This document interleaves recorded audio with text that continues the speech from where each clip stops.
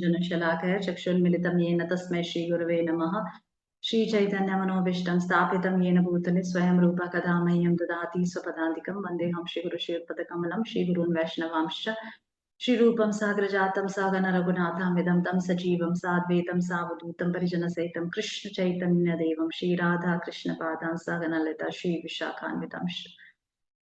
हे कृष्ण करुणा सिंधु दीन बंधु जगतपते गोपेश गोपकांत राधा कांत नमोस्तुते तप्त कांचन गौरंगी राधे वृंदावनेश्वरी ऋषभानुसुते देवी प्रणमामि हरे प्रिय वाञ्छा कल्पतरुभ्यश्च कृपा सिन्धुभ्यैव च पतितानां पावनेभ्यो वैष्णवेभ्यो नमः। कृष्ण चैतन्य प्रभु नित्यानंद श्री अद्वैत गदाधर शिवासदि गौरभक्तवृंद। हरे कृष्णा कृष्णा कृष्णा हरे हरे, हरे राम राम राम हरे हरे। हरे कृष्णा। ओके सो आप सभी को पता है जगन्नाथ रथ यात्रा आ रही है। आई थिंक 16 जुलाई और 15 जुलाई, समवेयर इन सम प्लेसेस 15 और कई जगह 16 जुलाई। तो ये बहुत ही सुंदर अवसर है। भगवान अनेक प्रकार से हमें अपनी तरफ से खींचते हैं। जो लोग सामने बैठे हैं प्लीज वीडियो ऑन कर सकते हैं। It will be more personal class.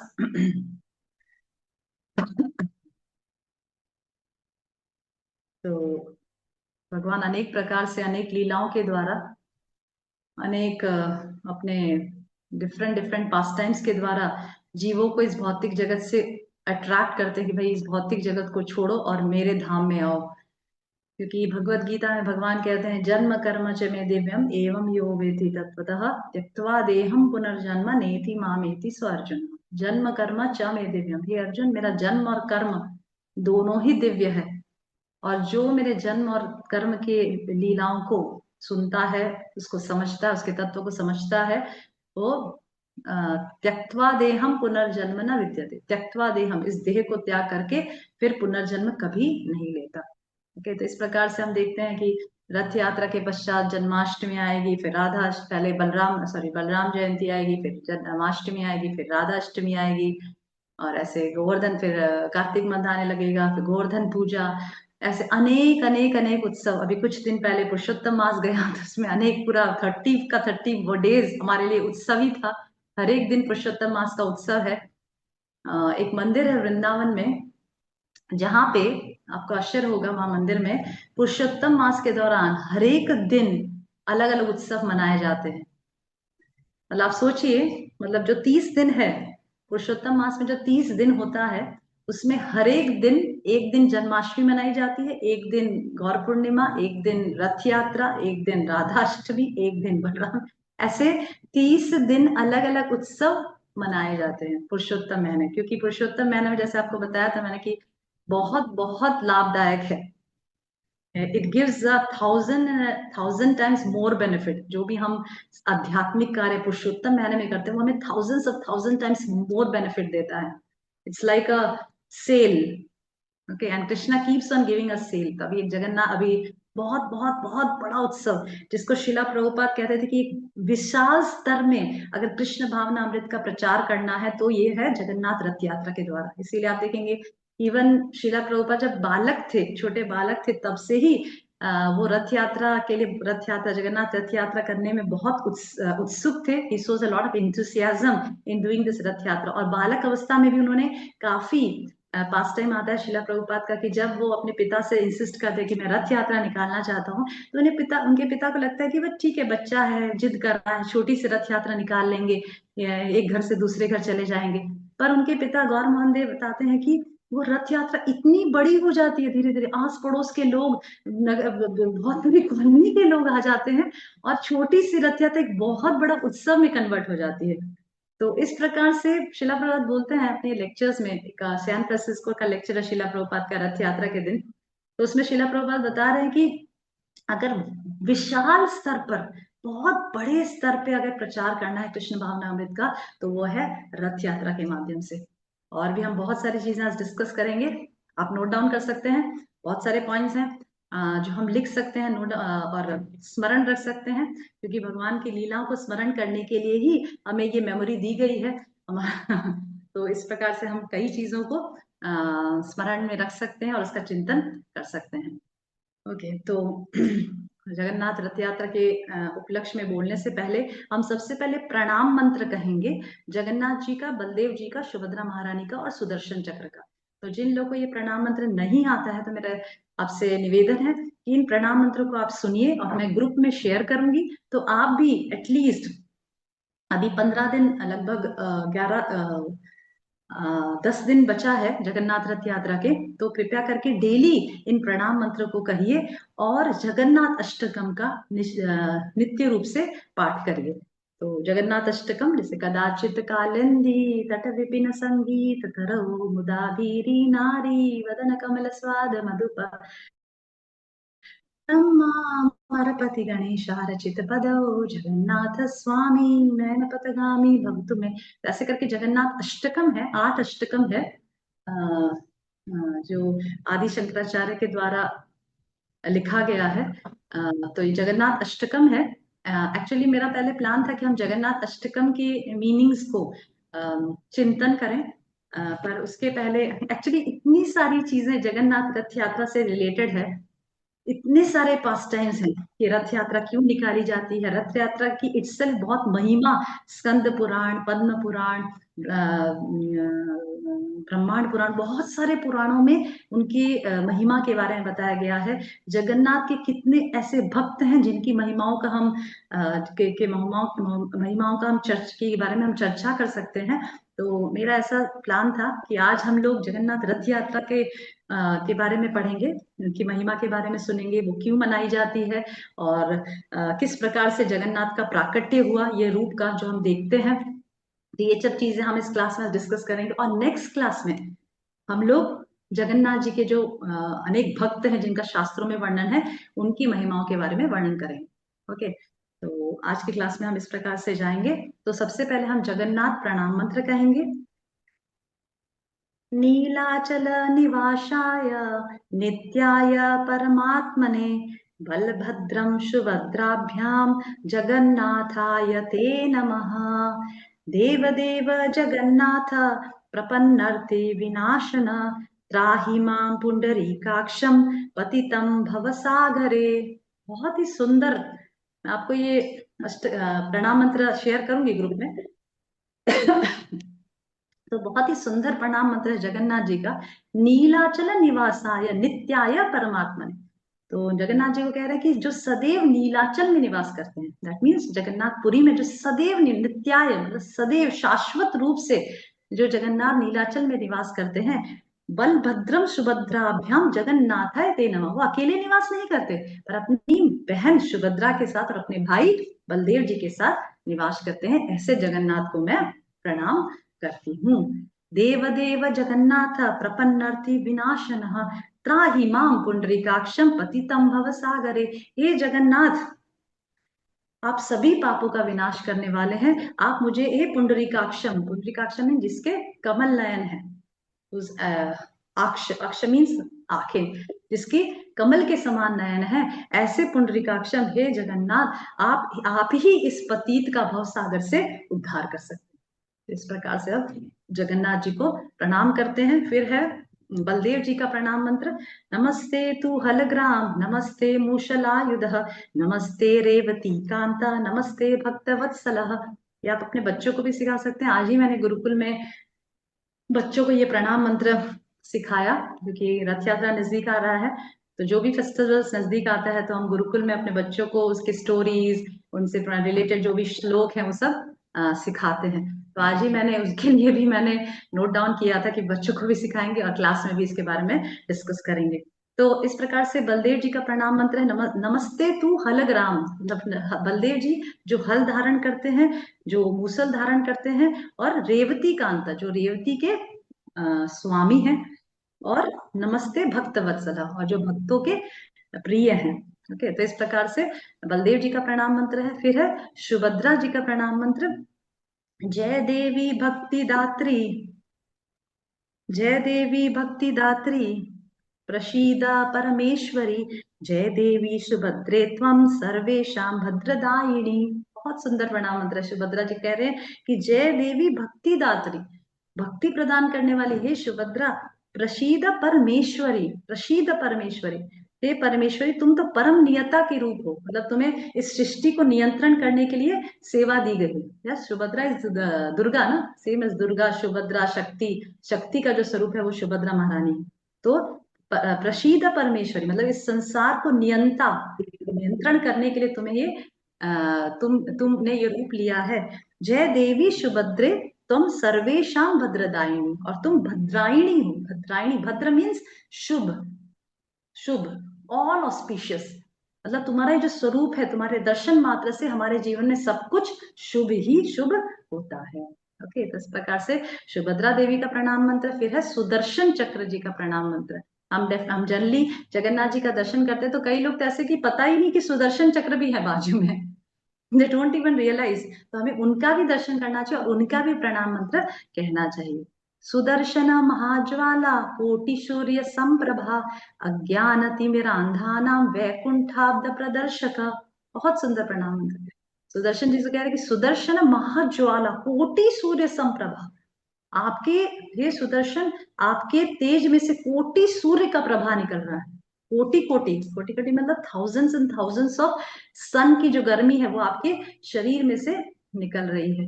अज्ञान तिमिरंधाना वैकुंठाब्द प्रदर्शक, और आप हर एक जीव के हृदय से अज्ञानता को दूर करते हो, और वैकुंठाब्द प्रदर्शक, और उन्हें वैकुंठ की तरफ आगमन करवाते हो। ओके, तो इस प्रकार से सुदर्शन चक्र जी को भी हमें प्रणाम करना चाहिए। ओके, तो अगली बार से जब भी आप जब दर्शन करें रथ यात्रा के समय, तो ये कृपया करके ये सारे प्रणाम मंत्र जरूर करिएगा। ओके, तो this is the pranam mantra of Jagannath, Baldev ji, Subhadra Maharani and Sudarshan चक्र।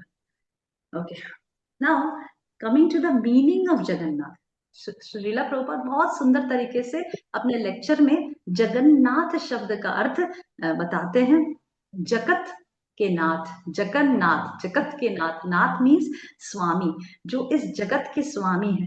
तो जगत की परिभाषा श्रीला प्रभुपाद कहते हैं कि गच्छति इति जगत, गच्छति इति जगत, जो गच्छति है, जो चलायमान है, उसे जगत कहते हैं। चलायमान संसार, आप कहेंगे किस प्रकार से चलायमान, मुझे तो चलता हुआ नजर नहीं आ रहा है। चलायमान, प्रभुपाद कहते हैं कि ये जो जगत है वो चलायमान है। कैसे? हम देखते हैं कि इस जगत में एक जीव एक शरीर से दूसरे शरीर में घूमता ही रहता है, राइट। तो इस प्रकार से ये जगत जलायमान किस प्रकार से है कि एक जीव दूसरे जगत में घूमता रहता है, विचरण करता रहता है, भ्रमण करता रहता है। ब्रह्मांड भ्रमित कौन भाग्यवान, ब्रह्मांड में भ्रमण भ्रमण करते रहते हैं हम लोग। 84 लाख योनियों में, अलग अलग अलग अलग योनियों में भ्रमण करते रहते हैं। और इसी जगत के स्वामी कौन है? जगन्नाथ, राइट। तो जो उस जगत के स्वामी है उसे कहते हैं जगन्नाथ। बलदेव शब्द का क्या अर्थ है? बलराम। बलदेव कौन है? बलराम जी। उन शब्द का क्या अर्थ है? बल मतलब शक्ति, और राम मीन्स आनंद प्रदान करते हैं। जो शाश्वत आनंद और शक्ति प्रदान करते हैं वो है बलराम, राइट। शाश्वत शक्ति मतलब किस प्रकार की शक्ति? किसी को मारने की शक्ति नहीं, किसी को धक्का देने, किसी को फाइट करने की शक्ति नहीं प्रदान करते, हमें आध्यात्मिक बल प्रदान। उसमें भी तो बल चाहिए ना, आध्यात्मिकता में भी प्रगति करने के लिए बल चाहिए ना, शक्ति चाहिए ना। तो वो जो शक्ति है वो प्रदान करते हैं कौन? बलदेव जी, राइट। तो इस प्रकार से जो जो अब बलराम जी है, बलराम जी है वो आध्यात्मिकता में शक्ति प्रदान करते हैं, और राम हमें आनंद, जो आध्यात्मिकता में जो आनंद महसूस होता है वो कौन प्रदान करते हैं? बलराम। राम मीन्स आनंद प्रदान करने वाले, तो that's why he is called Balram. Next is Subhadra. Subhadra, शु मीन्स शुभ और भद्र मीन्स कल्याण। सभी प्रकार से जो कल्याणदायी है उसे कहते हैं सुभद्रा, सुभद्रा। ओके, तो इस प्रकार से जगन्नाथ, बलदेव और सुभद्रा महारानी, सुभद्रा और भगवान जी की सिस्टर है और बलदेव जी भगवान के भाई हैं। ओके, तो श्रीला प्रभुपाद बताते हैं कि शास्त्र में बताया गया कि अगर रथम च वामनम दृष्टवा पुनर्जन्म न विद्यते, अगर कोई एक बार भी जगन्नाथ जी को रथ पे आरूढ़ होके रथ पे आरूढ़ का दर्शन करता है तो पुनर्जन्म न विद्यते, उसका पुनर्जन्म नहीं होता। तो आप सोचेंगे मैंने तो कितने बार देखी कितनी बार हर साल रथ यात्रा पे मैं जाती हूँ, हर साल जगन्नाथ जी का दर्शन करती हूँ, मेरा क्या पुनर्जन्म नहीं होगा क्या माता जी? पर भगवान क्या कह रहे हैं, जो श्रद्धा पूर्वक, जिसको पूर्ण श्रद्धा है कि यही भगवान है, यही कृष्ण है, ये पूर्ण पुरुषोत्तम परमेश्वर है, यही भगवान, और जो पूरे श्रद्धा से और शरणागत भावना से भगवान का दर्शन करता है, उसके लिए लिखा है कि वह पुनर्जन्म न विद्यते, उसके बाद पुनर्जन्म नहीं होता। हमें भी लाभ पहुंचता है, डेफिनेटली हमें लाभ पहुंचता है, हम उस बात पे प्रगति करते हैं। अगर हम भगवान के ऊपर आरूढ़ रथ पे भगवान का दर्शन करते हैं तो हमारी भी आध्यात्मिक प्रगति होती है, हमारी भी श्रद्धा अटूट होती है। पर अगर हमारी श्रद्धा जब तक पूर्ण नहीं है, हमारी पूर्ण शरणागति नहीं है, तब तक हमें पुनर्जन्म लेना पड़ता है। ओके, तो इस प्रकार से शास्त्रों में बताया गया है रथ यात्रा की असीम महिमा। हम आगे भी सुनेंगे इसके बारे में, पर ये शिला प्रभुपाद अपने लेक्चर में बताते हैं, इसलिए मैंने अभी वर्णन किया। और शिला प्रभुपाद कहते हैं कि ये एक शरीर एक रथ के समान है। एक्चुअली कठोपनिषद में भी इसका बहुत सुंदर विवरण है, एक रथ के समान शरीर को तुलना की गई है, और उसमें बताया है, आप सब शायद जानते हैं, बहुत फेमस है।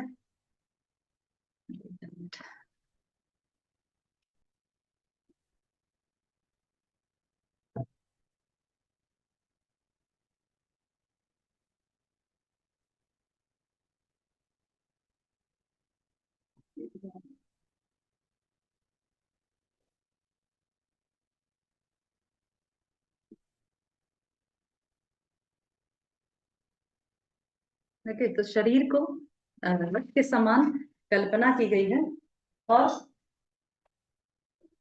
बताया गया, बहुत ही सुंदर तुलना है, आप सबको नोट करना चाहिए। कठोपनिषद में इसकी चर्चा आती है, शिला प्रभुपाद अनेकों बार इस कंपैरिजन को बताते हैं। उसमें बताते हैं, जैसे आपने रथ सभी ने देखा होगा, घोड़े होता है, रथ की रस्सी होती है, सारथी होता है, और रथ में बैठने वाला पैसेंजर होता है। तो शिला प्रभुपाद बताते हैं कि जो घोड़े हैं वो इंद्रियों के साथ तुलना की गई है, हमारी 5 इंद्रियां, 5 घोड़े 5 इंद्रियों के साथ तुलना की गई है। और जो घोड़े की जो लगाम है, जो सारथी पकड़ता है, जो लगाम है, उसकी तुलना मन के साथ की गई है। और जो सारथी है, जो सारथी जो रथ पकड़ा है, उसकी तुलना बुद्धि के साथ की गई है। और जो पैसेंजर है, जो रथ पे बैठा है, उसकी तुलना आत्मा, जीवात्मा के साथ की गई है। तो इस प्रकार से इंद्रियां, मन, बुद्धि और जीवात्मा, तो जीवात्मा उस रथ पर सवार है, राइट। तो इस प्रकार से जो हमारी इंद्रियां हैं, उसकी लगाम किसके किसके हाथ में है? मन के हाथ में है। और मन को कौन कंट्रोल कर रहा है? बुद्धि कंट्रोल, सारथी कंट्रोल कर रहा है। और उस रथ का पैसेंजर कौन है? जीवात्मा। ओके, तो इस प्रकार से रथ के साथ कंपेयर किया है कठोपनिषद में। और वहीं पे बताया गया है कि क्योंकि मन इंद्रियों और बुद्धि के बीच में आता है, तो मन को कैसे नियंत्रित कर सकते हैं? कैसे नियंत्रित कर सकते हैं? क्योंकि मन, आप देखिए, मन लगाम है ना, इंद्रियां हमारी घोड़ा है, मन लगाम है, और सारथी कौन है? बुद्धि है, ठीक है। तो मन कहाँ पे आया? इंद्रियां और बुद्धि के बीच में आया, राइट। तो जब हम मन को किस प्रकार से कंट्रोल कर सकते हैं? जब हम अपने इंद्रियों को रेगुलेट करते हैं, और बुद्धि को शास्त्रों के द्वारा शापन करते हैं। मतलब बुद्धि को शास्त्रों के द्वारा हम अपनी बुद्धि को विकसित करते हैं, और मन को नियंत्रित करते हैं। ये दो करने से मन कंट्रोल में आता है। तो इसीलिए 2 चीज भक्तों के लिए बहुत इंपॉर्टेंट है, ज्यादा से ज्यादा शास्त्र श्रवण करना, जिससे हमारी बुद्धि शास्त्रीय होती है, और अपने इंद्रियों को कंट्रोल में रखना। इसीलिए शिला प्रभुपाद ने 16 माला जप के साथ 4 नियम पालन भी बताया है। No meat eating, no gambling, no illicit sex, no intoxication. क्यों? क्योंकि इससे हमारी इंद्रियां रेगुलेट होती है। ओके, तो इस प्रकार से एक रथ के साथ तुलना की गई है। ओके, अभी हमने देखा जगन्नाथ शब्द का अर्थ देखा, और किस प्रकार से हमारा शरीर को भी एक रथ के साथ तुलना की गई है। अभी हम जगन्नाथ जी के जो फॉर्म है उसके बारे में थोड़ा डिस्कस करेंगे। किस प्रकार से जगन्नाथ जी असीम असीम असीम कृपालु हैं, उनकी कृपा का उनकी कृपा कितनी मतलब कितनी कॉजलेस है, और कितनी जगन्नाथ जी कितना करुणामय है। ठीक है, राइट। तो इस प्रकार से उनकी करुणा के बारे में हम डिस्कस करेंगे। सबसे पहली करुणा जो जगन्नाथ जी देते हैं कि वह एक ऐसे विग्रह हैं, जगन्नाथ बलदेव सुभद्रा ऐसे विग्रह हैं जो साल में एक बार मंदिर से बाहर आ जाते हैं। आप देखेंगे कोई भी ऐसा विग्रह नहीं होगा जो मंदिर से बाहर आता हो, वो मंदिर में प्रतिष्ठित होगा। पर जगन्नाथ जी ऐसे विग्रह हैं जो मंदिर से बाहर रथ पे उड़ के बाहर आते हैं। तो ऐसे एक भक्त मुझे एक लेक्चर सुन रही थी, तो बता रहे थे कि जब कोई व्यक्ति रोगी होता है तो वो ज्यादा रोगी नहीं होता तो डॉक्टर के पास ट्रीटमेंट के लिए जाते हैं, चल के जाते हैं, राइट। हम लोग जब थोड़े बीमार हो जाते हैं, हमें फीवर आ जाता है, तो हम डॉक्टर के पास कंसल्ट करने के लिए जाते हैं। पर अगर हम बहुत ज्यादा रोगी हो जाते हैं, उठने की भी शक्ति नहीं बचती, तो क्या होता है? हम क्या करते हैं उस समय? हम क्या करते हैं? डॉक्टर यस, बुलाते हैं। यस।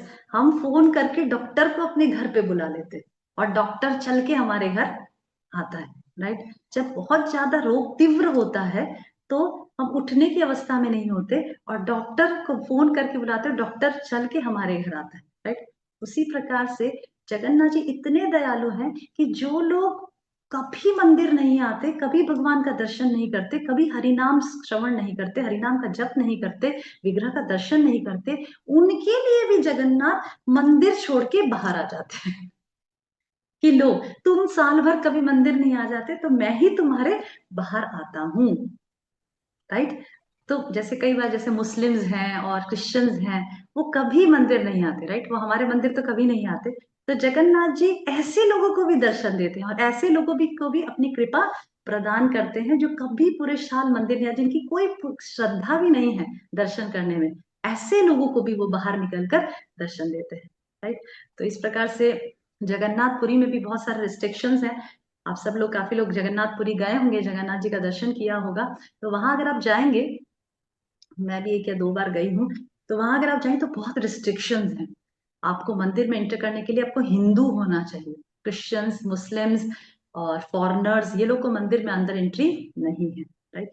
तो इस प्रकार से जगन्नाथ जी बहुत दयालु हैं। तो इन सभी लोगों के बारे में जगन्नाथ जी चिंता करते हैं, और खुद स्वयं बाहर आके भगवान को दर्शन देते हैं। भक्ति सिद्धांत सरस्वती ठाकुर की बहुत सुंदर लीला आती है, जहाँ पे भक्ति सिद्धांत सरस्वती ठाकुर पुरी में एक बार जगन्नाथ जब सभी भक्त लोग जगन्नाथपुरी में जगन्नाथ जी का दर्शन करके बाहर आते हैं, तो भक्ति सिद्धांत ठाकुर बोलते हैं, क्या आपने जगन्नाथ का दर्शन किया?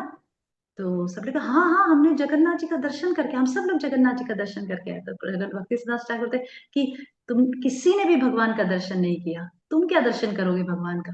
भगवान दृष्टा है, भगवान देख सकते हैं, भगवान हमारे अंदर तक देख सकते हैं, भगवान हमारे अच्छे बुरे, हमारे भक्ति को देख सकते हैं कि हम कितने अच्छे हैं, हमारा क्या लेवल है। भगवान हमको देख सकते हैं, हम क्या भगवान को देख सकते हैं, राइट। हम तो भगवान को देखने में भी सोचते, अरे आज भगवान ने अच्छे कपड़े पहने, अरे भगवान ने आज ऐसे कपड़े पहने, अरे भगवान आज ऐसे दिख रहे हैं। उनको भी अपनी भौतिक दृष्टिकोण से हम तुलना करते हैं, कैसे दिख रहे हैं, अच्छे नहीं दिख रहे, ये दिख रहे, वो दिख रहे, राइट। तो भक्ति सिद्धांत ठाकुर कहते थे कि हम क्या देख सकते हैं भगवान को? भगवान दृष्टा है, हम तो दृश्य है। दृश्य मीन्स हम देखने वाले, भगवान हमें देखते हैं, हम क्या देख सकते हैं भगवान को। इसीलिए भक्ति सिद्धांत ठाकुर जब जगन्नाथपुरी में थे,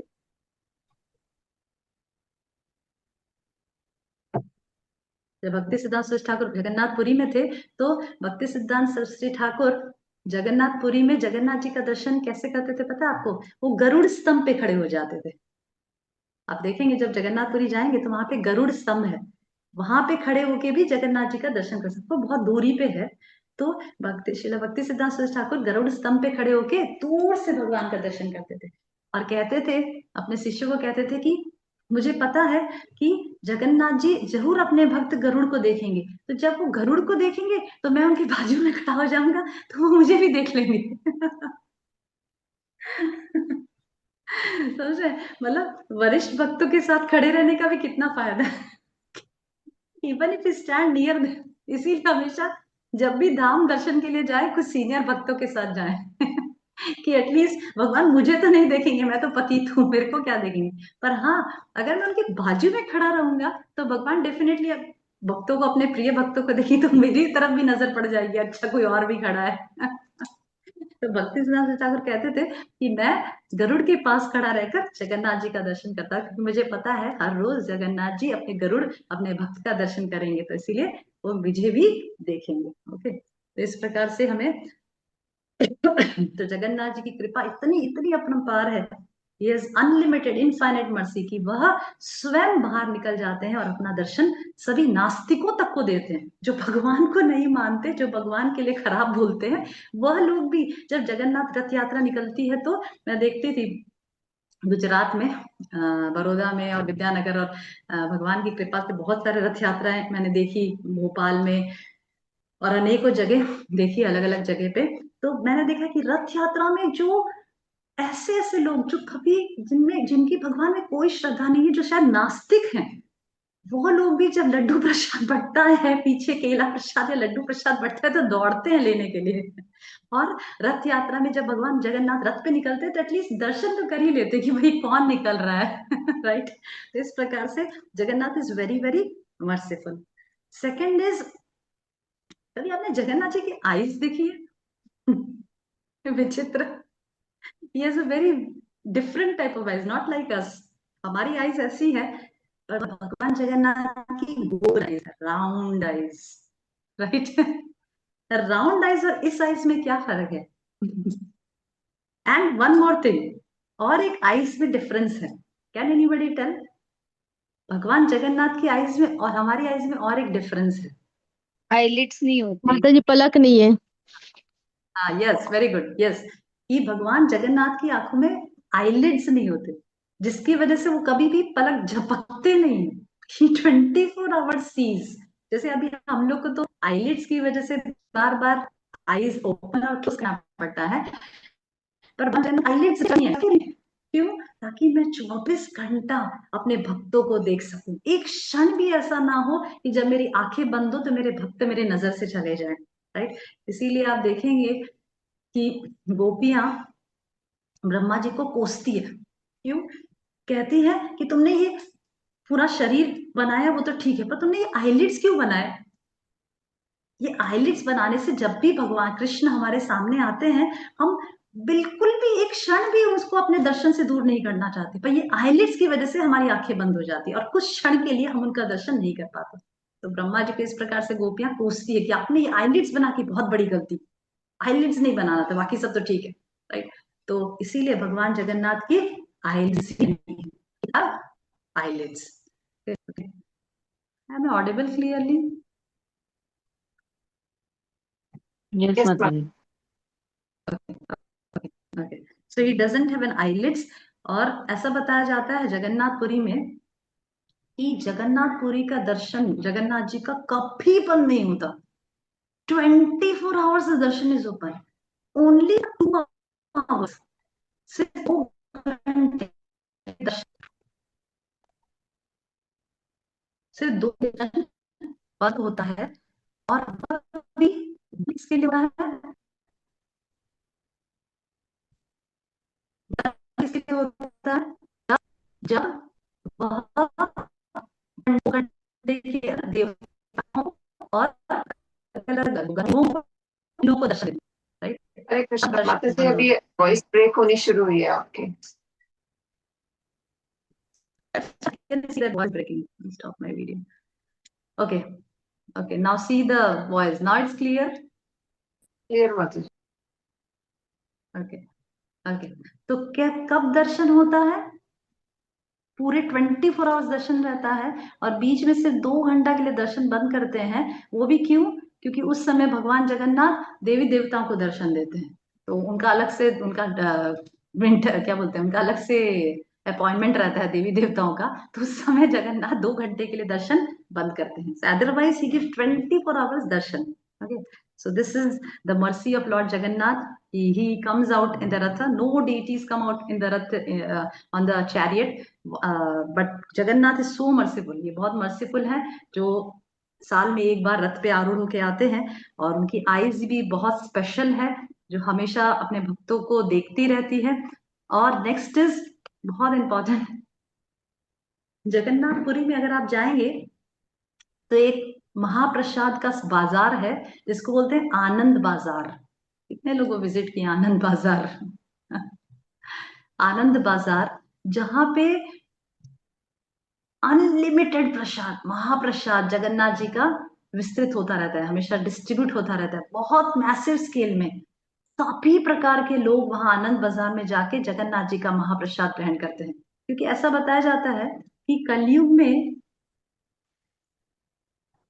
कलयुग के जो जीव हैं, मंद सुमंद मतियो मंद भाग्य उपद्रित, जो कलयुग के जीव हैं ऐसा तो वो मंद सुमंद मतियो, वो क्या बोलते हैं, लेस इंटेलिजेंट हैं, अनफॉर्चुनेट हैं, ऑलवेज डिस्टर्ब्ड हैं, कंफ्यूज्ड हैं, मिसगाइडेड हैं, राइट। और आध्यात्मिकता में बहुत ही आलसी हैं। किसी प्रकार से आत्मा का कल्याण नहीं करना चाहते हैं, आत्म सेल्फ रियलाइजेशन का उनको कोई नॉलेज भी नहीं है, राइट। तो ऐसे लेस इंटेलिजेंट, कम बुद्धिशाली जीवों को आत्म साक्षात्कार के मार्ग में प्रेरित करना बहुत डिफिकल्ट है। चैतन्य महाप्रभु, भगवान कृष्ण स्वयं भक्त के रूप में अवतार लिए, चैतन्य महाप्रभु के रूप में अवतार लिए और सभी को हरि नाम, सबसे इजीएस्ट मार्ग बताया हरि नाम।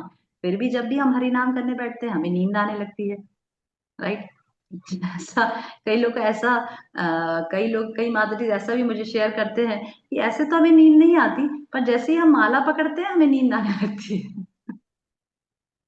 This is the problem some faces, कि जैसे कई लोग तो ऐसा भी कहते हैं कि अगर आपको रात में नींद नहीं आती तो आप श्रीमद् भागवतम पढ़ना शुरू करिए, तो you will get sound sleep. तो इस प्रकार से ये भी इतना सरल मार्ग है, भगवान का नाम जप करना इतना सरल मार्ग है आत्म साक्षात्कार का, सेल्फ रियलाइजेशन का, जो चैतन्य महाप्रभु ने दिया है। पर वो भी कलयुग के जीव इतने हम लोग तुच्छ हैं, इतने मंद बुद्धिशाली, कि वह भी हमसे नहीं हो पा रहा है। तो जगन्नाथ जी ने जब हमारी तुच्छ स्थिति देखी तो जगन्नाथ जी ने क्या कहा कि ठीक है, कलयुग के लोग इतने तुच्छ हैं, उनको नाम जप में नींद आती है, पर आप देखेंगे कि भक्त को सभी प्रकार के आध्यात्मिक कार्य में नींद आती है, पर एक चीज में नींद नहीं आती। एक आध्यात्मिक कार्य ऐसा है जिसमें उनको कीर्तन। कभी नींद नहीं आती। यस। कीर्तन माता जी। अरे माता जी, कीर्तन में भी नींद प्रसादम आती में, है। हाँ, प्रसादम में माता जी। यस। प्रसाद लेते, प्रसाद ग्रहण करते समय ग्रहण करना एक ऐसा आध्यात्मिक कार्य है जिसमें किसी भी भक्त को कभी भी नींद नहीं आती। तो जगन्नाथ जी अपनी दया प्रसाद के रूप में देते हैं। जैसे ही कहा जाता है कि मायापुर में दया कैसे प्राप्त होती है, गंगा में डुबकी लगाने से। तो वृंदावन में दया कैसे प्राप्त होती है, रमन रेती के मिट्टी में लोटपोट होने से। अगर आपने, शायद ज्यादातर लोग लोटपोट हुए होंगे, बहुत बहुत अच्छा एक्सपीरियंस होता है। अगर आप रमन रेती जाइए, उसकी मिट्टी में लोटपोट होइए, क्योंकि भगवान वहां लोटपोट होते थे। तो ऐसा कहा जाता है कि अगर आपने वृंदावन आए हैं और रमन रेती के मिट्टी में लोटपोट नहीं हुए तो आपका वृंदावन विजिट असफल रहा। इतना महिमा बताई गई वहां के मिट्टी में लोटपोट होने की। मतलब अगर आप जब रमन रेती जाएंगे, मैं 2 बार शायद रमन रेती गई हूँ, अगर आप वहां जाएंगे, जाते ही जब आप इंटर करेंगे रमन रेती, तो वहां देखेंगे कि सब लोग लोटपोट हो रहे हैं। बस एक ही कार्य करते हैं वहां, लोटपोट होते रहते हैं, लोटपोट करते हैं। और वहां की मिट्टी इतनी इतनी सॉफ्ट है, जैसे आपको लगेगा कि ऐसे सॉफ्ट चादर पे लोटपोट हो रहे हैं। It's really a miracle, it's amazing. कोई कंकड़ पत्थर कुछ नहीं, ऐसा नहीं आपको चोट लग रही हो, आपको बहुत अच्छा महसूस होगा when you will just do this. जब रमन रेती की मिट्टी में आप लोटपोट होंगे, राइट। तो वृंदावन में रमन रेती की मिट्टी में लोटपोट होना, मायापुर में गंगा में डुबकी लगाना, पर जगन्नाथपुरी एक ऐसा प्लेस है जहां पे दया बहुत बहुत आसान है। सिर्फ जगन्नाथ प्रसाद ग्रहण करना, भर पेट, भर पेट आपको जगन्नाथ प्रसाद ग्रहण करेंगे तो जगन्नाथ की दया आपको प्राप्त होगी। ऐसा बताया जाता है कि जगन्नाथपुरी में जगन्नाथ जी का जो प्रसाद है, अगर कुत्तों के द्वारा मुंह भी लगा दिया जाए तो भी दूषित नहीं होता। इतनी अपार महिमा है जगन्नाथ प्रसाद की, बहुत बहुत अनलिमिटेड मर्सी है जगन्नाथ की, जगन्नाथ प्रसाद के द्वारा, राइट। तो ऐसे बहुत सारे पास टाइम्स है। एक छोटा सा पास टाइम मैं यहाँ पे सुनाऊंगी, इंद्र का पास टाइम है। कि जैसे मैंने बताया कि जगन्नाथ जी प्रसाद के द्वारा अपनी दया देते हैं। तो एक बार देवताओं के राजा इंद्र को बहुत इच्छा हुई कि मैं भी जगन्नाथपुरी जाके, ये रही रियल घटना है, रियल रियल स्टोरी, कि मैं भी जगन्नाथपुरी में जाके पांडा जो आनंद बाजार में जाके वहां पे जाके जगन्नाथ जी का प्रसाद लूं। ऐसे इच्छा हुई देवताओं के राजा इंद्र को इच्छा हुई। तो इंद्र धरती पे आए और एक ऐसे अजीब सा, मतलब मनुष्यों का सा वेश बना के आनंद बाजार गए और प्रसाद जहाँ बिकता था वहां पे लेना शुरू किया। मुझे खिचड़ी दो, मुझे दाल दो, मुझे सब्जी दो, और ऐसे करके पैक कर लिए, वहां पे पैकिंग सिस्टम भी होता है, और पैक करके और जाने लगे। तो पांडा लोग बोले, अरे पैसा तो देकर जाओ, पैसा कहाँ है, पैसा तो दो प्रसाद का। तो इंद्र ने कहा, क्या बोले, तो इंद्र बोले ये क्या है, मुझे इसके बारे में पता नहीं। और फिर पांडव बोले, लो वापस लो, प्रसाद वापस दो, प्रसाद दो वापस दो। तो इंद्र बोले, नहीं नहीं नहीं, मुझे तो प्रसाद चाहिए। और फिर Indra without any interacting with that panda वो भागने लगे, प्रसाद देकर भागने लगे। तो पांडा लोग उनके पीछे पीछे भागने लगे। एक पांडा काफी दूर तक, इंद्र का सही घटना है, एकदम रियल स्टोरी, वहां पे एक स्पॉट भी है जहाँ पे ये घटना हुई थी, इंद्र जगन्नाथपुरी में। तो इंद्र भागने लगे, और फिर जो पांडा दूर दूर तक इंद्र के पास भागने लगे। तो जब एक दौड़ते दौड़ते दौड़ते एक ऐसे आइसोलेटेड जगह पहुंच गया, सुनसान सी जगह, तब इंद्र ने बोला, अरे मैं इंद्र हूँ, मैं देवताओं का राजा इंद्र हूँ, मैं सिर्फ प्रसाद लेने के लिए आया हूँ। तो पांडा ने कहा, यहाँ सब लोग आप सही कहते हैं कि मैं इंद्र हूँ, मैं ब्रह्मा हूँ, मैं ये हूँ, चुपचाप पैसे दो। तब इंद्र ने अपना स्वरूप दिखाया, बहुत सुंदर स्वरूप। देवता तो बहुत सुंदर होते हैं, they are very beautiful, right.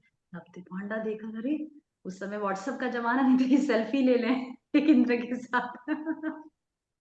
कि रुकिए रुकिए, मैं आपसे आपके साथ एक सेल्फी ले लेता हूँ और व्हाट्सएप में सर्कुलेट करूंगा, स्टेटस में रखूंगा।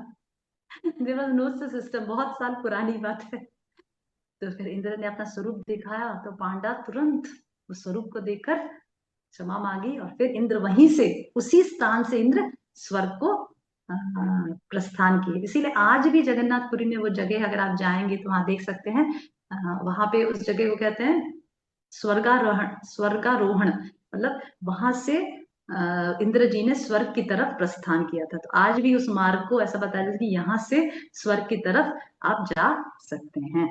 ओके, तो इस प्रकार से देवी देवता भी जगन्नाथ जी का प्रसाद लेने के लिए बहुत ज्यादा आतुर होते हैं। तो इस प्रकार से जगन्नाथ जी का प्रसाद है।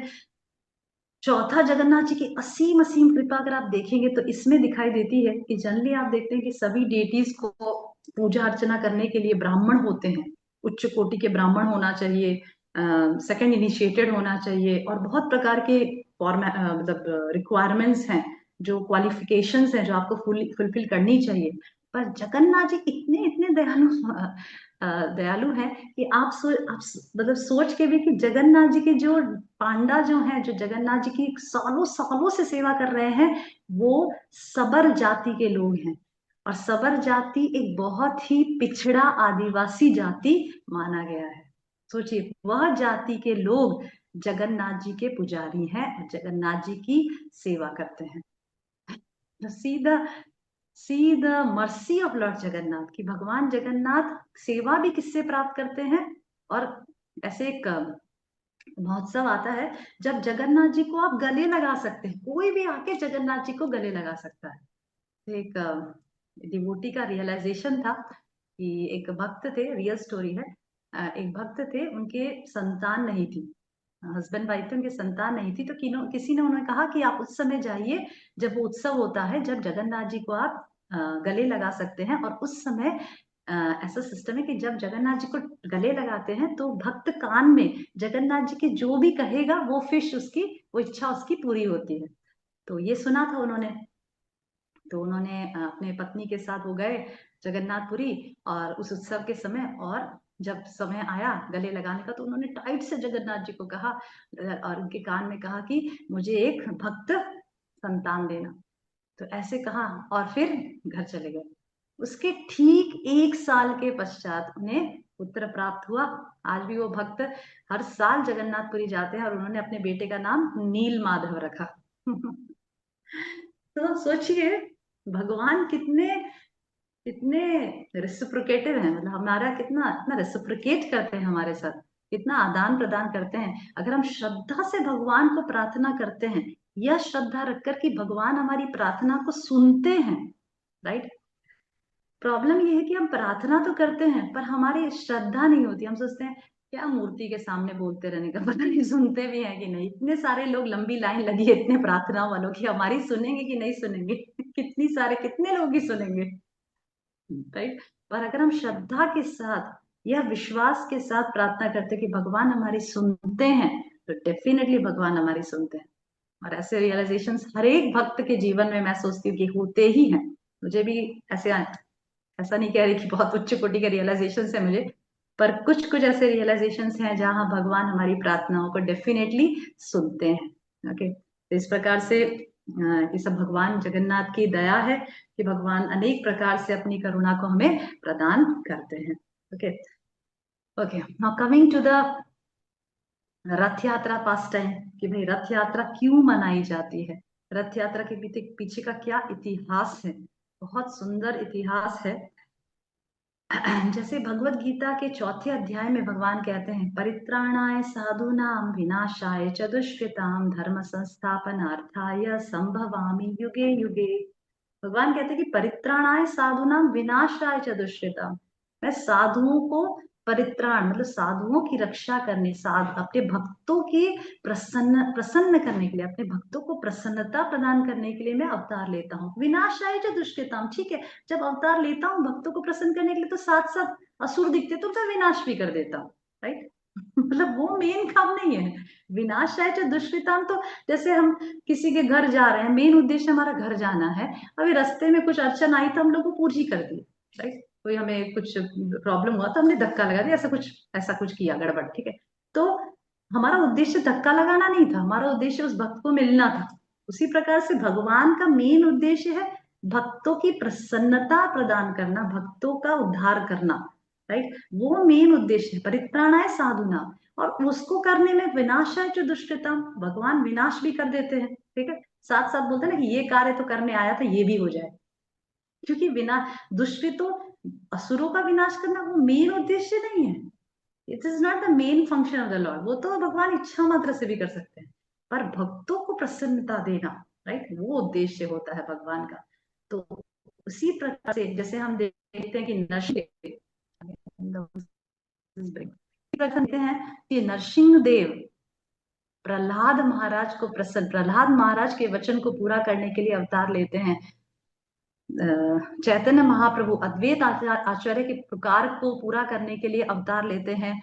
भगवान कृष्ण वृष्णि और सुतपा की तपस्या को, उनके वचन को पूरा करने के लिए अवतार लेते हैं। उसी प्रकार से जगन्नाथ जी भी, ये जो स्वरूप है जगन्नाथ जी का, और ये जो रथ यात्रा जो उत्सव मनाई जाती है, वह अपने भक्तों के वचन को पूरा करने के लिए भगवान जगन्नाथ रथ यात्रा निकालते हैं।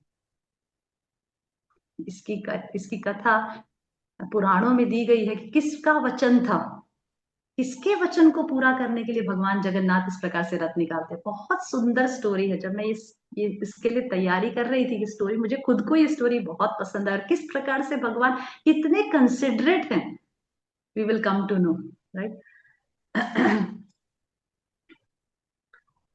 तो भगवान जगन्नाथ अपने अनेक भक्तों के वचन को पूरा करने के लिए ये रथ यात्रा निकालते हैं। सबसे पहले हैं नारद मुनि, ठीक है। तो हम एक एक करके स्टोरी पे जाएंगे। सबसे पहले है नारद मुनि, फिर है पार्वती जी, और फिर है, बहुत छोटे शॉर्ट में करके सुनाती हूँ स्टोरी, नहीं तो बहुत लंबी क्लास हो जाएगी। तो फर्स्ट है नारद मुनि, सेकंड इज पार्वती, और थर्ड है इंद्रद्युम्न महाराज। इन सब के वचनों को पूरा करने के लिए भगवान जगन्नाथ इस रूप में प्रकट होते हैं और रथ यात्रा महोत्सव निकालते हैं। तो पहले नारद जी, एक बार नारद जी रुक्मणी जी और सत्यभामा जी को मिलने के लिए द्वारका में आए। तो आप जानते हैं, शायद आपको पता ही होगा, कि भगवान कृष्ण वृंदावन में 10 साल और 7 महीना विहार किए।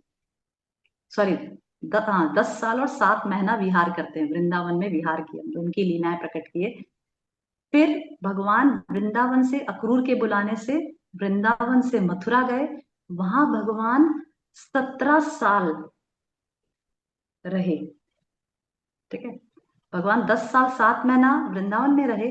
उसके बाद अक्रूर के कहने पर भगवान वृंदावन से मथुरा गए, कंस का वध किया और सब कुछ लीला की। वहां पे 17 साल रहे। उसके बाद भगवान 28 साल के जब थे, तब भगवान द्वारका की तरफ प्रस्थान किए और वहां के द्वारकाधीश मतलब राजा की तरह वहां पे शासन किया। तो वहां पे 125 साल तक भगवान की आयु 125 साल की थी, तब तक भगवान द्वारका में एज अ राजा की तरह शासन किया। वहीं से प्रधान दिए। तो ये का रफ वो है। Again voice breaking. Okay okay, तो यहाँ पे ऐसा।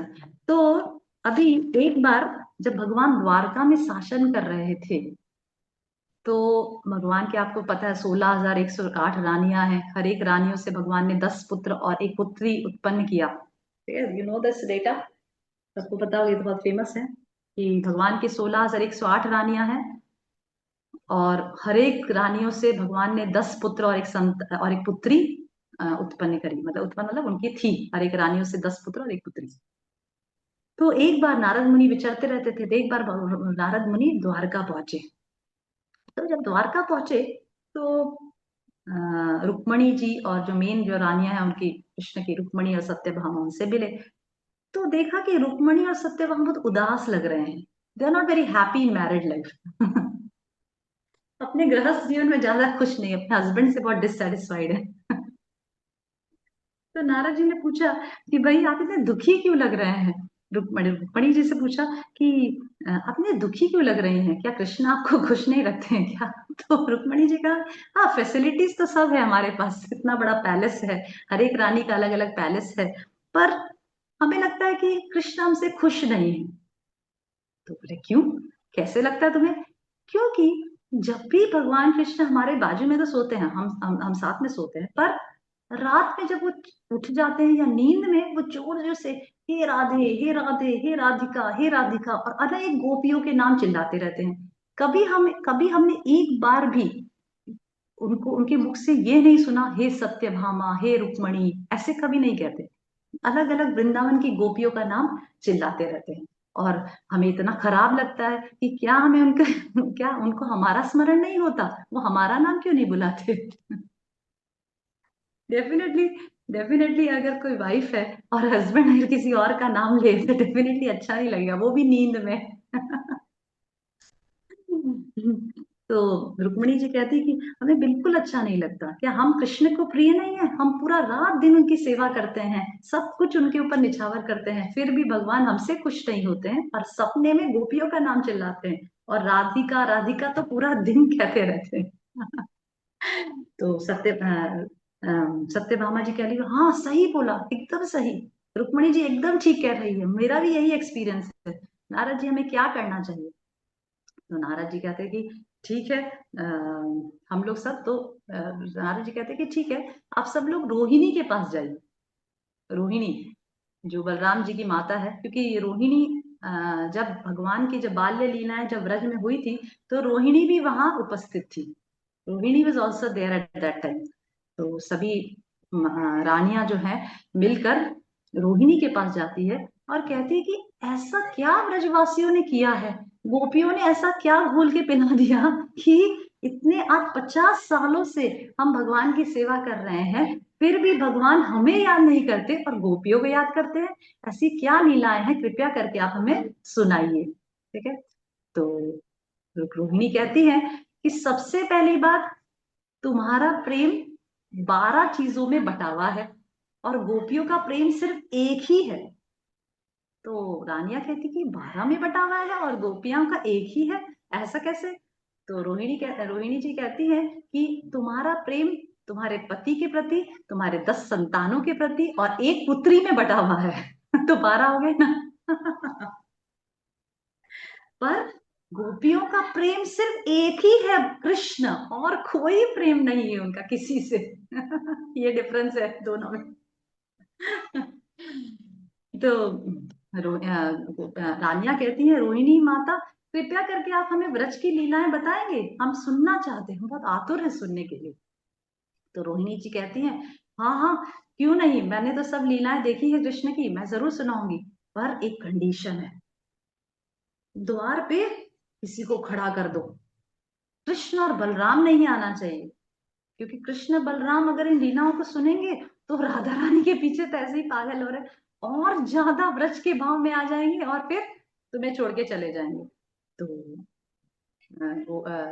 सत्यभामा रुक्मणी ने कहा कि किसको खड़ा करे, तो सुभद्रा आती है सामने, बोले ठीक है सुभद्रा, तुम जाके गेट पे खड़े हो जाओ, तुम द्वार पे खड़े हो जाओ और कृष्ण बलराम को अंदर मत आने देना, उनको जैसे ही आए भगा देना उनको, ठीक है, ताकि हम शांति से ये लीलाओं को श्रवण कर सके। तो सुभद्रा जाके गेट पे खड़ी हो जाती है।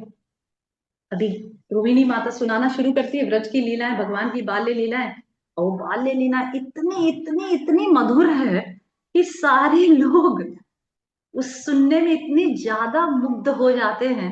राइट, हम जैसे तो हम तो सुनते हैं तो हमारा मन कहीं और कान में कुछ और, मन कहीं और जा रहा है, सुन कुछ और रहे हैं, ऐसा हो जाता है। पर वहां ऐसा नहीं है, जब रोहिणी माता व्रज की लीलाएं सुनाती हैं तो सभी गोपियां इतनी मंत्र मुग्ध, इतनी मुग्ध हो जाती है वो लीला सुनने में, उनका ध्यान ही नहीं रहता कौन आ रहा है कौन जा रहा है। और सुभद्रा जो गेट पे खड़ी है तो वो भी ऐसे देखने लग जाती, सुनने लग जाती, गेट पे खड़ी है पर सुनने लग जाती है, तो वो क्या करती है, हाथ ऐसे कर लेती है कि कोई मत आना, she puts her hand like this straight, कि कोई मत आओ, अंदर कोई मत आओ। और उसके कुछ सब लोग इतने मुग्ध हो जाते हैं सुनने में, उसे कुछ ही देर बाद कृष्ण बलराम घूमते घूमते आते हैं, देखते क्या हो रहा है, यहाँ इतनी सारी रानियां बैठकर क्या सुन रही हैं, देखती अरे गोपियों की लीला, व्रज की लीला, कृष्ण तो already he is mad after them, तो कृष्ण खड़े हो जाते हैं, सुभद्रा देखते हैं कि श्रा ऐसे खड़ी है ऐसे हाथ करके, तो वो भी ऐसे हाथ करके खड़े हो जाते हैं। अभी लीलाएं सुनते सुनते सुनते सुनते व्रज की लीलाएं इतनी ज्यादा मधुर होती है, कृष्ण बलराम जी और सुभद्रा महारानी तीनों भाव विभोर हो जाते हैं। और जब कोई व्यक्ति बहुत ज्यादा भाव विभोर हो जाता है तो उसकी आंखें बड़ी बड़ी हो जाती है, उनके हाथ पैर श्रिंक होने लग जाते हैं, ये सिम्टम्स बताया गया है शास्त्रों में। तो कृष्ण बलराम और सुभद्रा महारानी इन व्रज की लीलाओं को सुनकर इतने ज्यादा भाव विभोर हो जाते हैं कि उनकी आंखें बड़ी होती है और उनके हाथ अंदर चले जाते हैं, पैर ऐसे हो जाते हैं और एक अलग सा रूप उनका प्रदर्शित होता है। तो वहां से नारद मुनि प्रसार होते रहते हैं, तो नारद मुनि जब ऐसे दिव्य रूप को देखते हैं तो तुरंत भगवान की शरण पकड़ देते हैं और कहते हैं कि भगवान ये दिव्य रूप आपका बहुत अद्भुत है, ऐसा रूप का दर्शन तो किसी ने कभी नहीं किया, कृपया करके इस रूप को आप पूरे विश्व को दर्शन कराइए। तो नारद मुनि की इस प्रार्थना को रखने के लिए भगवान जगन्नाथ, जो जगन्नाथ का जो रूप लेते हैं, वो जगन्नाथ का रूप भगवान जगन्नाथपुरी में विराजमान होकर पूरे विश्व को रूप का दर्शन कराते हैं। समझ रहे हैं? तो इस प्रकार से नारद मुनि के वचन को रखने के लिए भगवान इस रूप को धारण करते हैं। और फिर ये जो रथ यात्रा जो होती है, ये क्या है, ये रथ यात्रा गोपियों का जो भाव है, गोपियां भगवान को जब द्वारका में देखती है तो बोले ये कैसा फॉर्म है, ये कैसा, ये राजा का स्वरूप, ये मुकुट पहनना, ये राजा की तरह कपड़े पहनना, ये मुझे बिहार में बिल्कुल पसंद नहीं आया, we don't like this form of yours. बोले गोपियां गोपियां भगवान को इस राजा के रूप में देखकर बिल्कुल पसंद नहीं करती, and they want to take Krishna to Vrindavan. Right, तो इस प्रकार से गोपियां भगवान कृष्ण को, बलराम जी को, सुभद्रा महारानी को रथ पर बैठा के द्वारका से खींच के वृंदावन की तरफ लेकर जाती है, और यही यहाँ से रथ यात्रा प्रारंभ होती है। समझ रहे हैं? तो रथ यात्रा क्या है, रथ यात्रा भगवान को द्वारका से केकर खींचकर जो गोपियां वृंदावन की तरफ लेकर जाती है, उसी को कहते हैं रथ यात्रा।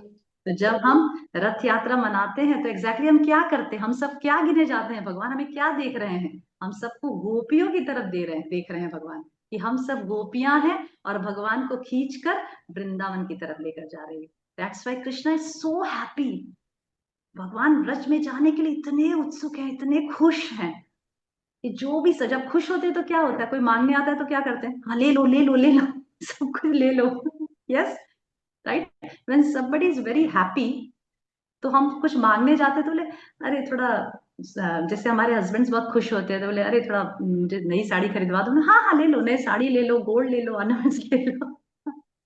Similarly when Krishna is very happy, he is in the form of Jagannath, he is very happy at that time. जो भी उस समय मांगोगे वो आपके भगवान पूरी करेंगे, ऐसा है, राइट? तो so that is lord Jagannath. We are carrying, मतलब we are pushing Lord Jagannath from Dwarka to Vrindavan. So this is the pastime, Rath Yatra pastime of Narad Muni. मतलब because of Narad Muni, Jagannath manifested this form in Jagannath Puri. Okay, तो ये है नारद मुनि का।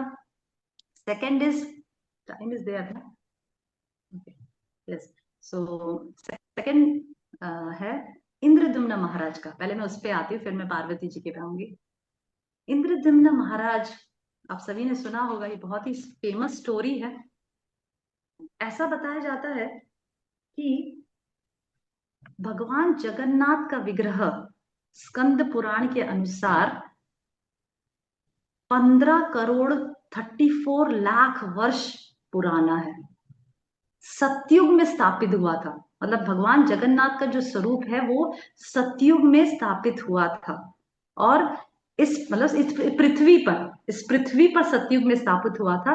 और ये कैसे स्थापित हुआ था? सतयुग में एक्चुअली एक राजा थे, उनका नाम था इंद्रद्युम्न राजा। और एक बार राजा की सभा में कोई ब्राह्मण लोग भगवान नील माधव के महिमा का गुणगान करते हैं। तो जब राजा नील माधव के विषय में सुनते हैं तो राजा को बहुत उत्सुकता होती है उनके दर्शन करने के लिए। तो वह अपने एक ब्राह्मण को, जिनका नाम था विद्यापति, ये स्कंद पुराण मैं आपको सुना रही हूँ, उस स्कंद पुराण में है, आप विस्तृत रूप से पढ़ सकते हैं, मैं इतना डिटेल में आपको नहीं सुनाऊंगी। और इसकी एक बुक भी सेपरेटली हमारे इस्कॉन में पब्लिश्ड है, मैं उसका भी आपको फोटो खींच के भेजूंगी। आप कृपया करके उस बुक को, बहुत ही पतली सी बुक है, जैसे ब्रह्म संहिता है वैसे एक पतली सी किताब है, आप उसको पढ़िए, वो पूरी स्टोरी स्कंद पुराण से दी गई है। तो राजा इंद्रदम्न महाराज के दरबार में एक ब्राह्मण होता है, उसका नाम होता है विद्यापति। ओके, सो विद्यापति तो भगवान महाराज इंद्रदम्न विद्यापति ब्राह्मण को कहते हैं कि तुम इस नील माधव विग्रह की खोज करो, कि कहाँ पे इनका मंदिर है, तुम इनकी खोज करो। तो ब्राह्मण विद्यापति जो होते हैं वो खोजते खोजते पूरी दुनिया में भ्रमण करते हैं, फिर नीलाचल पहुंचते हैं। वहां नीलाचल में उन्हें एक सबर राजा मिलता है, उसका नाम होता है विश्ववासु। विश्ववासु राजा, जो सबरों का राजा है। समझ रहे हैं स्टोरी? वापस से रिपीट करोगे? कंफ्यूजिंग तो नहीं लग रहा है ना? सतयुग में, यस, क्लियर स्टोरी? शिवानी माताजी समझ आ रहा है? यस माता जी, हाँ जी। Okay okay okay. तो सतयुग में एक राजा होते हैं, राजा इंद्रद्युम्न। अलीशा माता जी, गेटिंग द स्टोरी? यस माता जी, यस। ओके, थोड़ी स्टोरी को ध्यान से सुनिएगा, थोड़ा सा इसमें ट्विस्ट आ सकता है, इसीलिए। ओके तो सतयुग में एक राजा होते हैं, उनका नाम होता है इंद्रद्युम्न राजा। वो एक बार अपनी सभा में नील माधव की महिमा के बारे में सुनते हैं, तो उन्हें नील माधव के दर्शन की उत्सुकता होती है। तो उनकी मंदिर को ढूंढने के लिए वो अपने यहाँ से एक पुजारी, जिनका नाम होता है विद्यापति, उसको भेजते हैं नील माधव के मंदिर की खोज करने के लिए। ठीक है, तो विद्यापति पूरे ब्रह्मांड में घूमते हैं। ऐसे घूमते घूमते वो नीलाचल क्षेत्र, जिसको पुरी क्षेत्र भी कहा जाता है अभी, उसके वहां पहुंचते हैं। वहां पे वह एक सबर राजा, जिनका नाम था विश्ववासु, उससे मिलते हैं। तो ऐसे उस राजा जो विश्ववासु, जो सबर के जो राजा है, वहां पे वो, मतलब सबर के राजा मतलब मुखिया जैसे, उनके घर में वो रुकते हैं और स्टे करते हैं काफी दिन तक। तो फिर ऐसे काफी दिन तक विश्वासु उनकी सेवा करते हैं, ब्राह्मण है तो सेवा करते हैं विद्यापति की।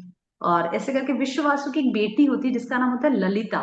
ठीक है, तो जब 16-17 साल की बेटी होती है, तो विश्ववासु देखते हैं कि अरे विद्यापति तो अच्छे ब्राह्मण है, मैं अपनी बेटी के लिए ऐसे भी अच्छा योग्य वर ढूंढ रहा था, और विद्यापति तो राजा के पुजारी हैं, ऐसा योग्य वर मुझे कहाँ मिलेगा। तो वो अपनी बेटी की शादी विद्यापति के साथ कर देते हैं। ठीक है, तो कुछ दिनों के लिए विद्यापति वहीं ठहर जाते हैं, क्योंकि उनको खोज करनी होती है नील माधव मंदिर की।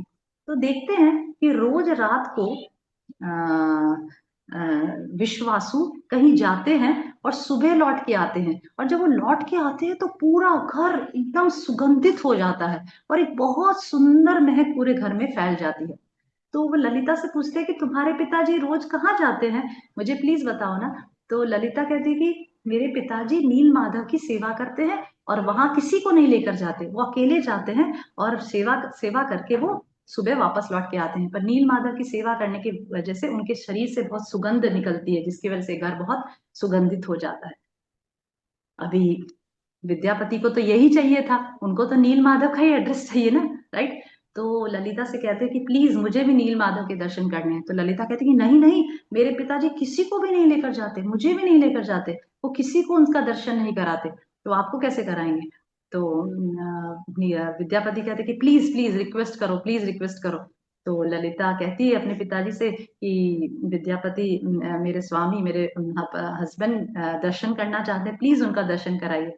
तो विश्वासु पहले तो मना करते हैं, फिर कहते हैं कि एक शर्त है, अगर विद्यापति पट्टी बांधेंगे, पहले आंख में पट्टी बांधेंगे, रास्ता नहीं पता होना चाहिए, आंखों में पट्टी बांधेंगे और फिर जब वो नील माधव के पास पहुंचेंगे तभी पट्टी खोला जाएगी। ओके, तो इस प्रकार से शर्त रखते हैं।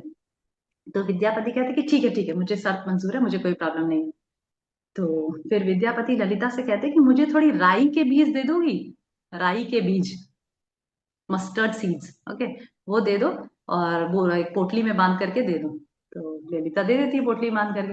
अभी विद्यापति के पट्टी बांध देते हैं और जाने लग जाते हैं। तो थोड़ी दूरी दूरी पे विद्यापति राई के बीज स्टेप स्टेप पे फेंकते रहते हैं और आगे बढ़ते रहते हैं।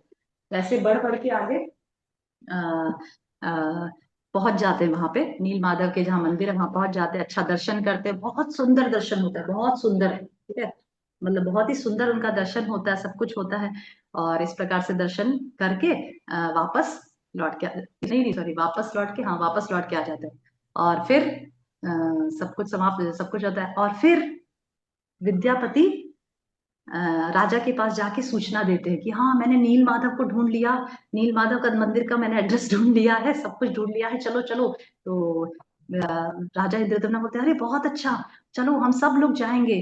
पर राजा इंद्रदम्ना कहते हैं कि मैं राजा की तरह नहीं जाऊंगा, भगवान के दर्शन करने राजा की तरह जाते हैं क्या, तो मैं अकेला ही जाऊंगा, अकेला पैदल चल के जाऊंगा। ठीक है, तो राजा इंद्रदम्ना विद्यापति के साथ जाते हैं दर्शन करने। अभी वही जो राई के जो बीज जो डाले थे वो किस में बदल जाते हैं, सरसों के पेड़ में बदल जाते हैं, राइट। सरसों का, और ये बहुत एक्चुअली बहुत बड़ी स्टोरी है, आप बहुत सारी चीजें इसके बीच में आती है और भी बहुत सारी हवाएं बहती है और बहुत बहुत अच्छी, बहुत आप पढ़ सकते हैं स्कंद पुराण में।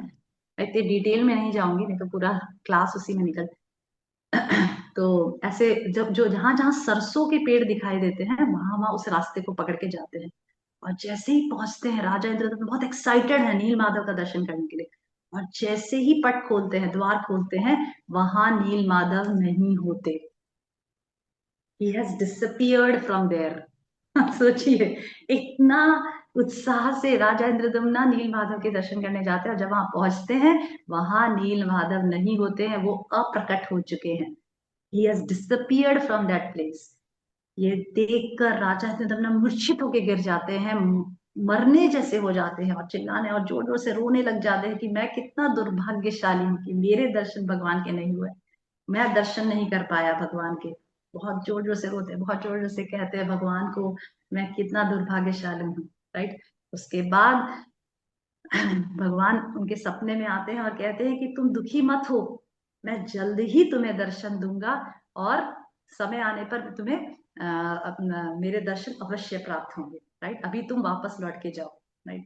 इस प्रकार से इंद्रदम्ना महाराज पेशेंस रखते हैं और इस दौरान इंद्रदम्ना महाराज 100 अश्वमेध यज्ञ करते हैं, भगवान का दर्शन प्राप्त करने के लिए तपस्या करते हैं, राइट। और इस प्रकार से ऐसे करते करते करते एक दिन ऐसा न्यूज पहुंचता है कि एक बहुत बड़ा लकड़ी का टुकड़ा नदी में बह रहा है और उस लकड़ी के टुकड़े में विष्णु का चिन्ह है और वो उस लकड़ी के टुकड़े में से प्रकाश निकल रहा है, राइट। तब इंद्रदम्ना महाराज के सपने भगवान कहते हैं कि इसी लकड़ी के टुकड़े से तुम मेरे विग्रह की स्थापना करो, राइट। तो इस प्रकार से इंद्रदम्ना महाराज वेट करते कि कौन इस लकड़ी के टुकड़े को विग्रह में बदलेगा। तभी एक बूढ़ा सा व्यक्ति आता है, वो actually he is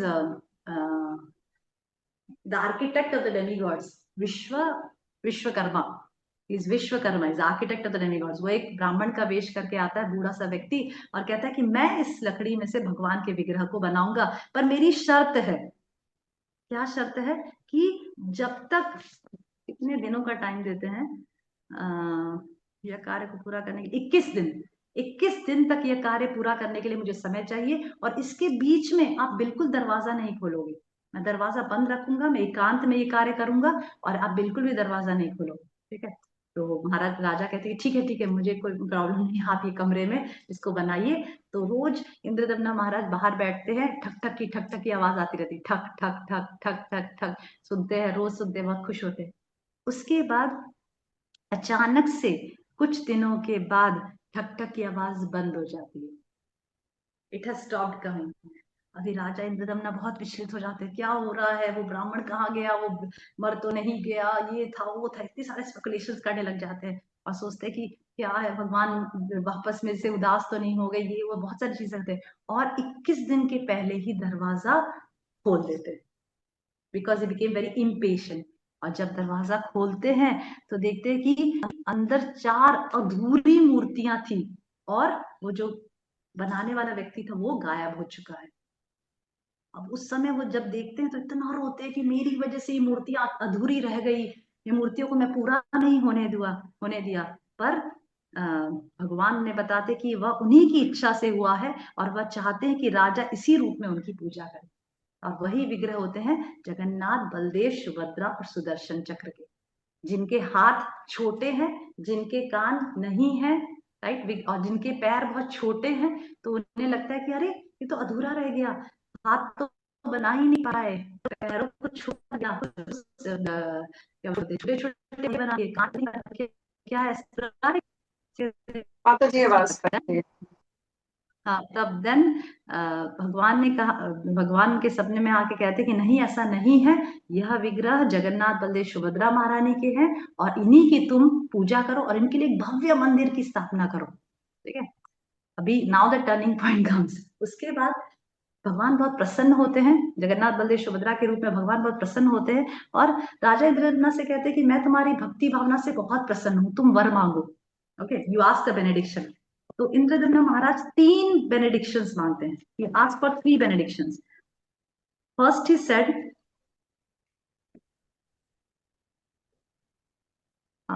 first he said कि I don't want any son, मेरी कोई संतान ना हो, मेरी कोई संतान ना हो। क्यों? क्योंकि अगर संतान होगी तो इस मंदिर की स्थापना के बाद संतान झगड़ा करेगी, बोले मैं इस मंदिर का मेन पर्सन हूँ, मैं इस वो हूँ। तो बोले राजा इंद्रदम्ना कहते हैं कि मेरी कोई संतान ना हो।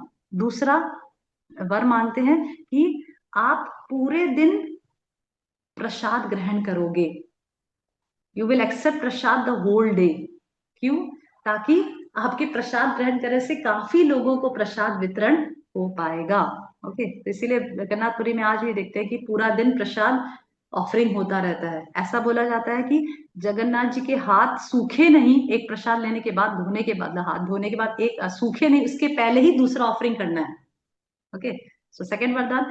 थर्ड वरदान कहते हैं कि भगवान आप केवल सिर्फ 3 घंटा या 2 घंटा या 3 घंटा ही विश्राम करोगे, उससे ज्यादा नहीं, ताकि आपका दर्शन ज्यादा से ज्यादा लोग कर सके। ओके, तो इस प्रकार से 3 वरदान देते हैं। तो जब राजा इंद्रदम्न की पत्नी का नाम होता है गुंडीचा, इसीलिए आपने सुना होगा गुंडीचा मार्जन, गुंडीचा मंदिर, राइट। तो उनकी पत्नी का नाम होता है गुंडीचा, राजा इंद्रदम्न की पत्नी का नाम। तो जब गुंडीचा, रानी गुंडीचा ये सुनती है तो बाकी के 2 वरदान से तो उनको प्रॉब्लम नहीं होता, पर जब पहला वरदान सुनती है कि आपके कोई संतान ना हो तो बहुत दुखी हो जाती है।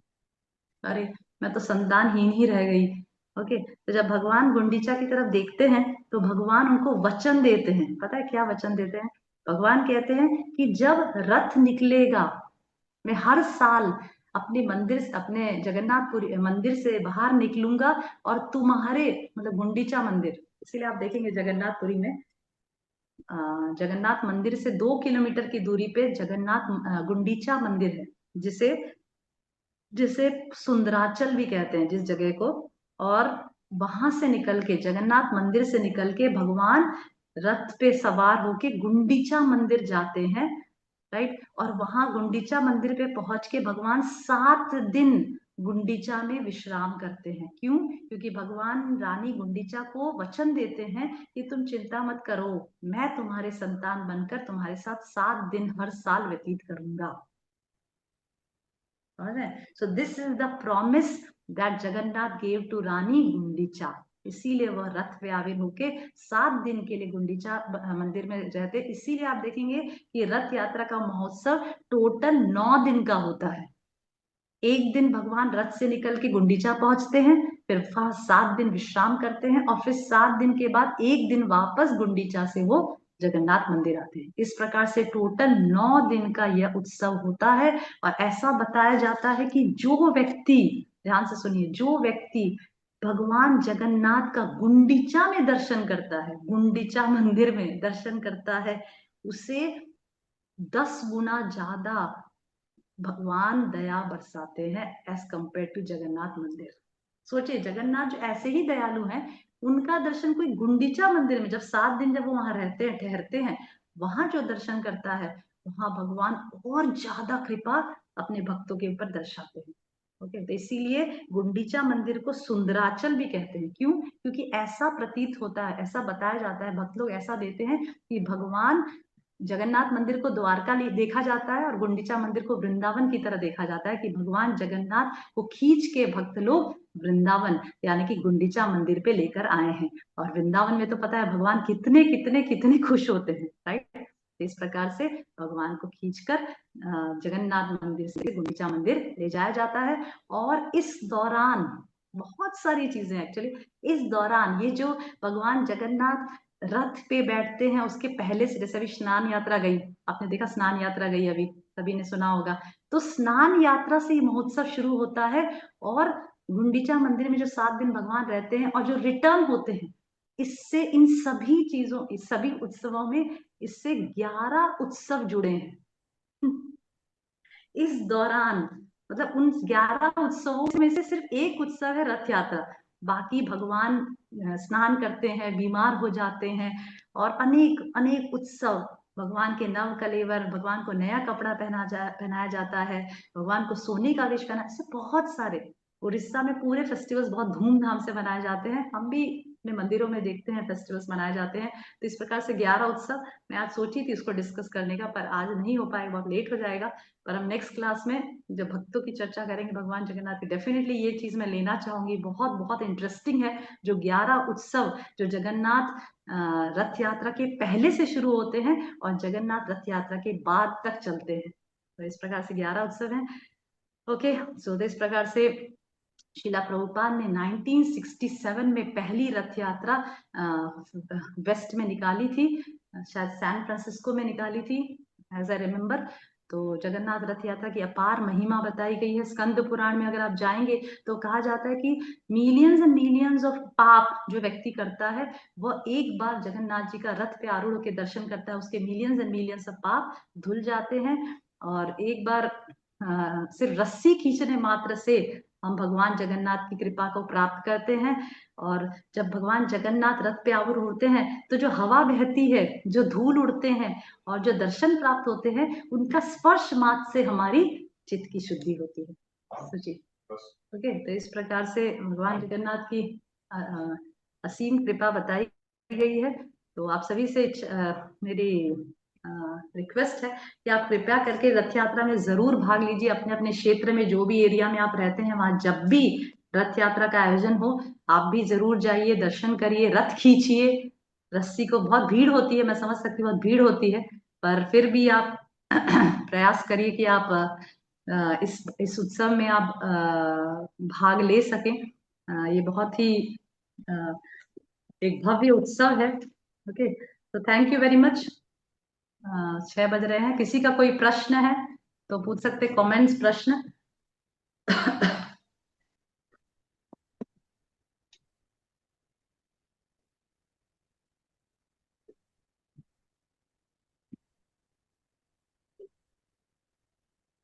यस सर, विमला ब्रजरानी माता जी। हरे कृष्ण माता जी, दंडवत प्रणाम। माता जी, आपने फिर यस, हरे पार्वती कृष्ण। माता का भी बोला तो वो रह गया ना, पार्वती माता का आपने बताया था तीन यस यस तरह। Yes yes yes definitely. Yes yes, वो बहुत बड़ा एपिसोड है वो भी। वो मैं डेफिनेटली एक और एपिसोड अभी करने वाली हूँ, नेक्स्ट एपिसोड, उसमें नेक्स्ट क्लास में। मैं थोड़ा सा उसको अच्छे से सुनाना चाहती हूँ, शॉर्ट में नहीं सुनाना चाहती हूँ। वही वो बहुत सुंदर एपिसोड है पार्वती माता वाला। तो definitely thank you for reminding. हम नेक्स्ट क्लास में डेफिनेटली उसको भी लेंगे, क्योंकि जगन्नाथ की तो दया माता भक्तों के माध्यम से आती है। तो जब हम जगन्नाथ के भक्तों के बारे में चर्चा करते हैं तो ज्यादा भगवान जगन्नाथ हमसे प्रसन्न होते हैं, राइट।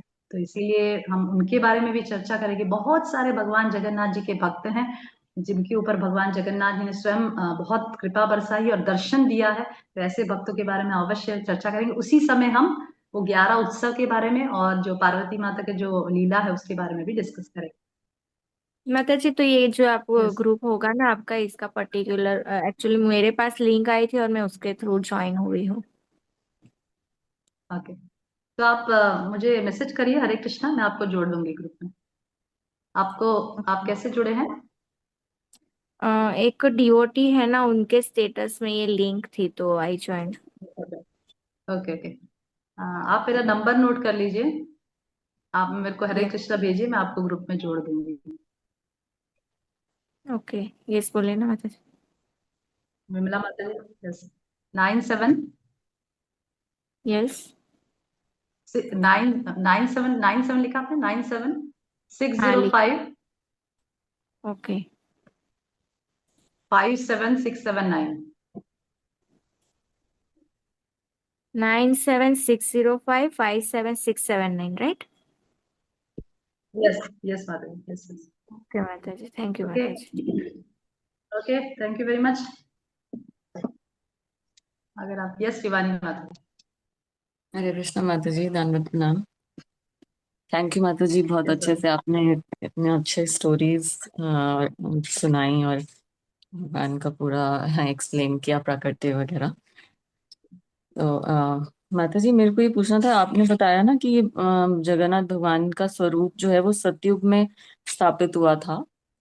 तो बीच में मतलब जब सतयुग से लेकर अभी तक वही जगन्नाथ जी की जो मूर्तियां हैं वो अभी मतलब मंदिर में जो हैं वो वही है अभी अभी भी? नो माता जी। आपकी आवाज ब्रेक हो रही है अभी। हाँ, हरे कृष्णा।